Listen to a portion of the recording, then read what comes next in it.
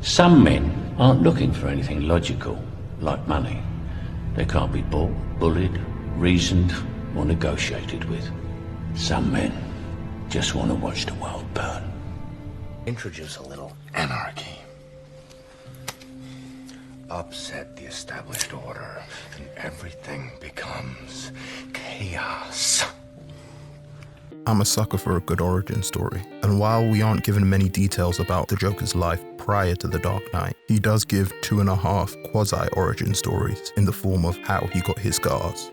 In the first version, he tells us how his mother sought to defend herself from his abusive alcoholic father by grabbing a kitchen knife, only to have the knife taken and used on her, with his father laughing the entire time. He turns to me and he says, "Why so serious?" He comes at me with the knife. "Why so serious?" He sticks the blade in my mouth. Let's put a smile on that face. In the second version of events, he talks about having a beautiful wife who would constantly tell him that he worried too much and that he needed to smile more, and how she liked to gamble but ended up owing money to some loan sharks who decided to teach her a lesson by carving up her face. They were poor and didn't have money for reconstructive surgery. She simply couldn't take it. He wanted to find a way to let her know that he didn't care about her scars. He just wanted to make her smile again. So he came up with an idea. I stick a razor in my mouth and do this to myself. And you know what? She can't stand the sight of me. She leaves. Now I see the funny side. Now I'm always smiling. The third version of events is interrupted by the Batman before the Joker's able to finish. Can't rely on anyone these days. You gotta do everything yourself. Don't we? That's okay. I came prepared. It's a funny world we live in. Speaking of which, you know how I got these scars? No. But I know how you got these. The purpose of an origin story is to make a character more three-dimensional and relatable by giving their actions context. The Joker's origin is left deliberately ambiguous, and this works so well because which version of events, if any, are true simply isn't important. In The Dark Knight, the Joker isn't intended to be a real person. He's simply an agent of chaos, more force of nature than man. So, given any definitive details about his origins would only serve to humanize him and undermine that. He's intended to have more in common with fundamental forces like gravity or entropy than he does with you or me. On this topic, co-writer Jonathan Nolan said, "We wanted to deal with the rise of the Joker, not the origin of the Joker. The Joker we meet in The Dark Knight is fully formed. To me, the Joker is an absolute. There are no shades of grey to him, maybe shades of purple." This decision was likely inspired by Alan Moore's The Killing Joke, in which we are shown the Joker's tragic origin story, only for him to later subvert this by saying, "Sometimes I remember it one way, sometimes another. If I'm going to have a pass, I prefer it be multiple choice." From the Joker's perspective, sanity is like walking a tightrope, hovering over the abyss. So it's not surprising that he views the particular gust of wind that happened to have knocked him down as not very important. From his perspective, if it wasn't that sequence of events that knocked him over the edge, it could have just as easily have been another. The conflicting versions of events has the added benefit of getting the audience engaged and speculating on what the definitive version is. Is one of those stories true? If so, which one? If you ask me, it's the abusive father one, because in an unrelated scene, he randomly mentioned hating his father again. You know, you remind me of my father. I hated my father. But what if none of the stories are true? And what really happened was way more horrifying than anything he could have told us. Your brain starts to conjure up all kinds of horrifying situations that could have caused a man to snap like this. But it doesn't matter what conspiracy theory or headcanon you come up with, because you're already hooked. This approach allows you to have your cake, a cool origin story, and eat it too. His origins remain mysterious, leaving the Joker free to be the embodiment of an idea, rather than just a mortal man whose mind shattered under the strain of the horrors he experienced. The lack of a definitive origin story reinforces the idea implied by the introductory face reveal. Under his clown mask is simply another clown mask, suggesting there's no hidden layer or person beneath, just the Joker all the way through. There's no scared little boy deep down crying for attention or love. No name, no other alias. Just the Joker. I believe whatever doesn't kill you simply makes you stranger. The Joker is a goldmine when it comes to interesting philosophical ideas. That line itself is a play on German philosopher Friedrich Nietzsche's famous aphorism, "What doesn't kill you makes you stronger." The Joker views near-death experiences, or trauma more generally, as events that expose a hidden and potentially unstable side of ourselves. In their last moments, people show you who they really are. The Joker expresses this in two similar but subtly different points. One, we are all balancing on the brink of insanity. See, madness, as you know, is like gravity. All it takes is a little push. He demonstrates the first point by taking Gotham's savior, its White Knight, and transforming him into Two-Face. We can talk about him in more detail later. In The Killing Joke, he summarizes this idea perfectly. All it takes is one bad day. That's how far the world is and where I am. Just one bad day. 2. Human nature is intrinsically violent and selfish when push comes to shove. See, their morals, their code. It's a bad joke. Dropped at the first sign of trouble. They're only as good as the world allows them to be. He demonstrates the second point, first by having two potential henchmen fight each other to the death. So which of you fine gentlemen would like to join our team? Oh, there's only one spot open right now, so we're gonna have tryouts.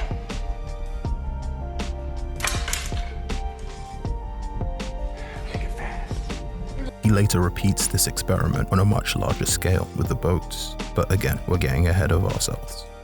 The Joker believes that at our cores, we are beasts waiting to savage one another, and the only thing preventing this is the thin illusion of civilization. And honestly, one of the things that makes the Joker so compelling is that in this at least, he's 100% correct. There are countless examples of perfectly civilized human beings descending into savagery. From the Milgram experiment, which demonstrates our willingness to follow orders or cues from the group, even if they're at odds with our personal beliefs, to the Stanford prison experiment, which demonstrates that people in positions of authority tend to take advantage of those below them, to literally every single war where an invading force is let loose on a civilian population. All you care about is money. This town deserves a better class of criminal, and I'm gonna give it to him. The Joker clearly has contempt for Gotham's criminals. He's much more of an ideology-driven villain and views their money grubbing as banal. He seeks to differentiate himself from the common gangster. It's not about money. It's about sending a message. Everything burns. But it's not just an indifference towards money that separates him from the rest of Gotham's criminal scum. It's also his ability to understand people and anticipate their moves well in advance. When the other criminal bosses inform the Joker that they've moved their funds to Hong Kong in order to keep it out of the jurisdiction of Harvey Dent and the Gotham Police Department, he can't help but laugh. I thought my jokes were bad. After a brief magic trick, I'm gonna make this pencil disappear. It's gone. he explains to them that the Batman has no jurisdiction, and he will likely find their financier and make him talk.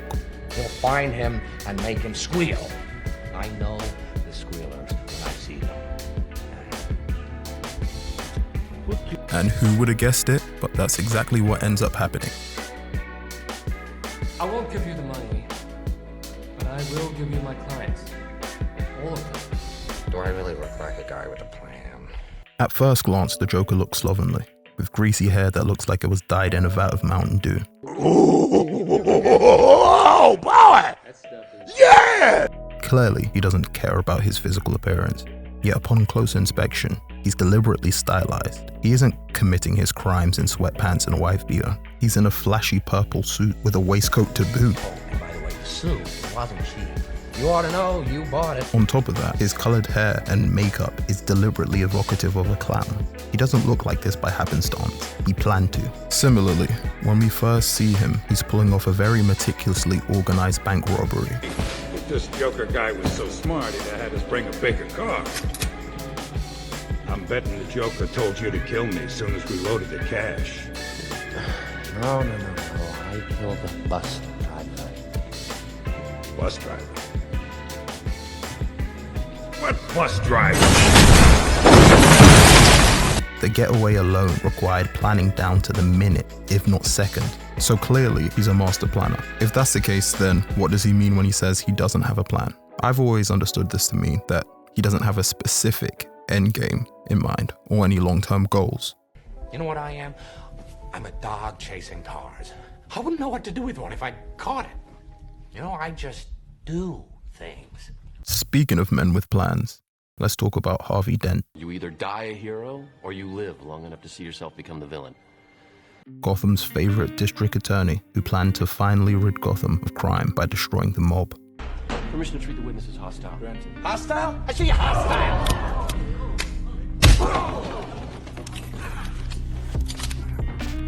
Carbon fiber, 28 caliber, made in China. If you want to kill a public servant, Mr. Maroney, I recommend you buy American.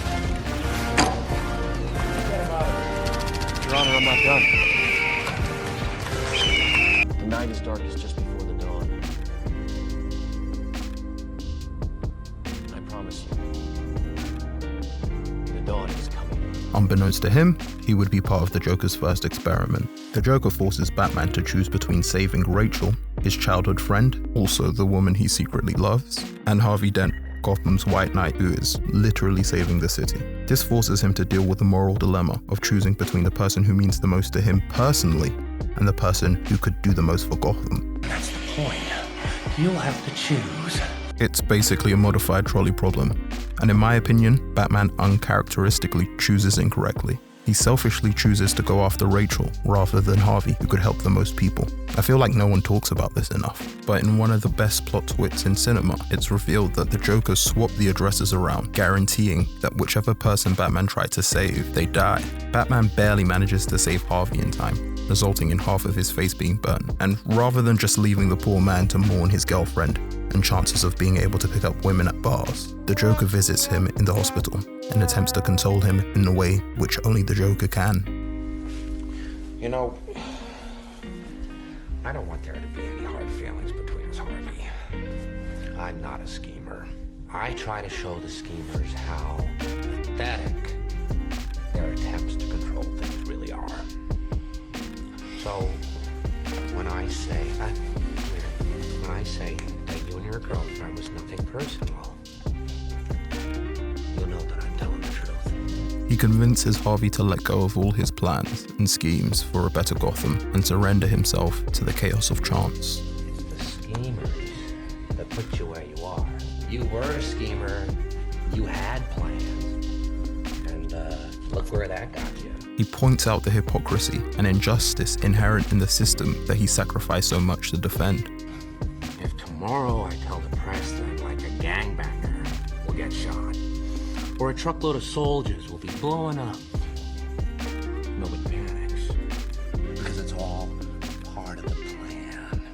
But when I say that one little old mare will die, well, then everyone loses their minds.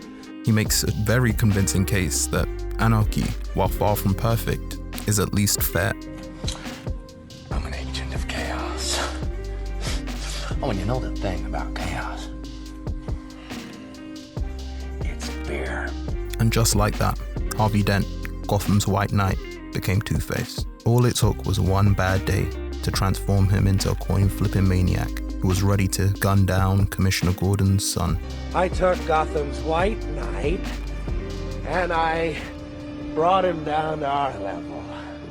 I'll show you. When the chips are down, these civilized people, they'll eat each other. See, I'm not a monster.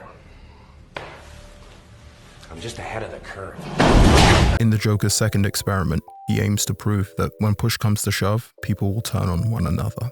It's loosely based on the prisoner's dilemma, a fundamental scenario in the study of game theory. He rigs two ferries with explosives and gives the passengers on each boat the trigger for the other. One boat contains civilians, but the other boat contains prisoners.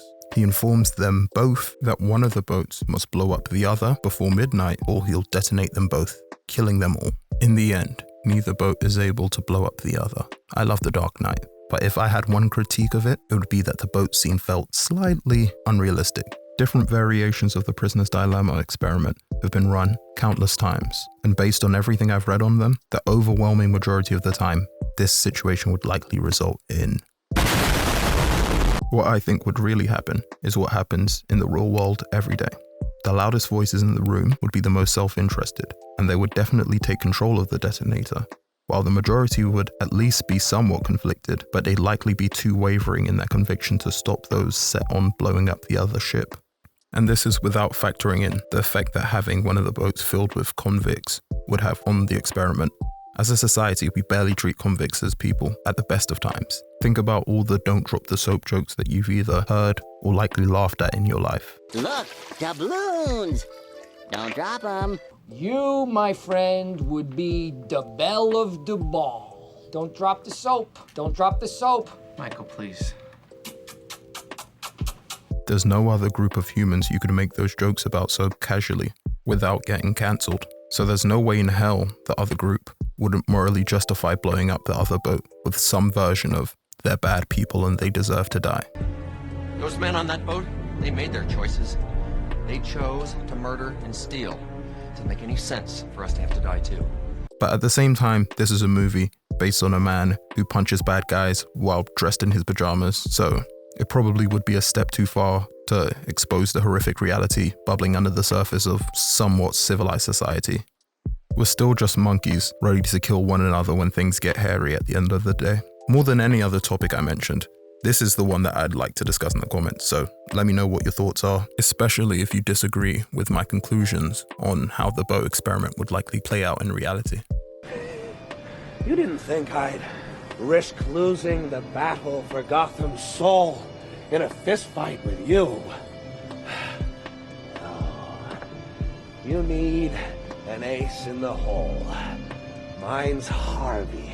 While the Joker didn't have a singular mustache-twirling plan, he did set out to cause some anarchy and show Batman, and Gotham more generally, that when push comes to shove, people are vicious beasts. Sure, the boats didn't blow each other up like he assumed they would, but by flipping Gotham's golden boy Harvey Dent to the dark side, he still proved that we are all one really bad day away from snapping and falling completely off the rails. He proved that the system and people can't be trusted, and Batman and Commissioner Gordon basically accept that. They abandon their principles. We've turned every cell phone in Gotham into a microphone. And cover up Harvey Dent's murders in order to trick the populace into being subservient. The Joker won. Harvey's prosecution, everything you fought for. I'm not. Whatever chance you give us of fixing our city dies with Harvey's reputation. We bet it all on him. The Joker took the best of us and tore him down. People will lose hope. They must never know what he did. By choosing to push this lie, they are admitting that he was right, and left to its own devices, the city would descend into violence and anarchy. This is what happens when an unstoppable force meets an immovable object. The final thing that makes the Joker such an excellent villain is the way in which he's simultaneously so similar to, yet so different from, the Batman. Much like the Joker, the Batman has rid himself of his humanity. Know your limits, Master Wayne. Batman has no limits. Bruce Wayne is just a costume that the Batman wears. Strange injuries, a non-existent social life. These things beg the question as to what exactly does Bruce Wayne do with his time and his money. What does someone like me do? Drive sports cars, date movie stars, buy things that are not for sale. Side note, I've got a really interesting video idea for explaining why deep down Superman is Clark Kent, but deep down Batman is just Batman. Let me know if anyone would be interested in this. Batman is defined by his tragic backstory, whereas the Joker's tragic backstory is undefined. Batman seeks to restore order to Gotham, while the Joker is simply an agent of chaos. Batman is a billionaire, the Joker is a hobo in a purple suit. The two of them are basically the stupid inside you there are two wolves meme, only slightly less silly. Two sides of the same coin, if you will. Oh, brother, this guy stinks! Okay, I'll stop. Over the course of the movie, we see them slowly come to understand each other better. While at first, Batman treats him like he would any common criminal, demonstrated in the interrogation room, when Batman resorts to violence in the hopes of intimidating him like he would any other criminal.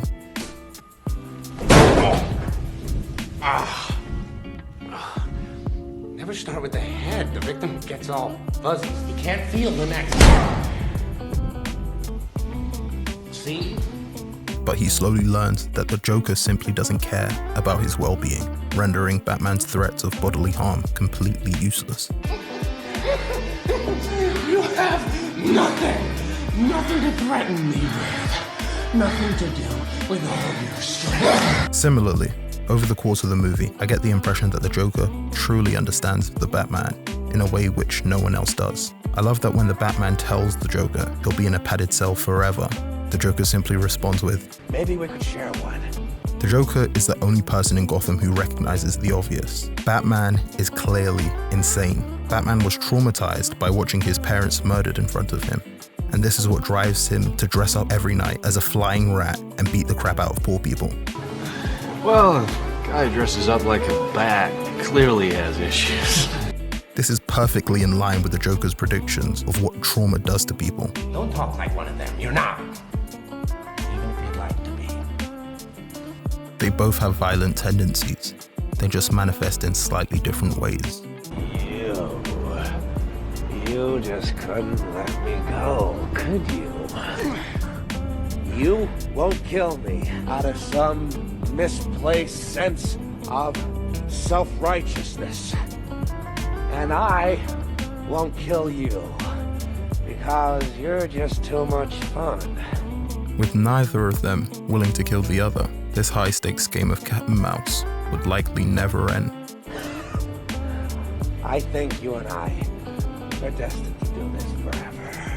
Heath Ledger was set to reprise his role as the Joker in the final chapter of Christopher Nolan's trilogy, but following his untimely passing, any mention of the character was completely removed from The Dark Knight Rises out of respect for Ledger. That makes this quote all the more poignant, if a little ironic. The Caped Crusader and the Clown Prince complete each other. I don't want to kill you. What would I do without you? Go back to ripping off mob dealers? No, you complete me.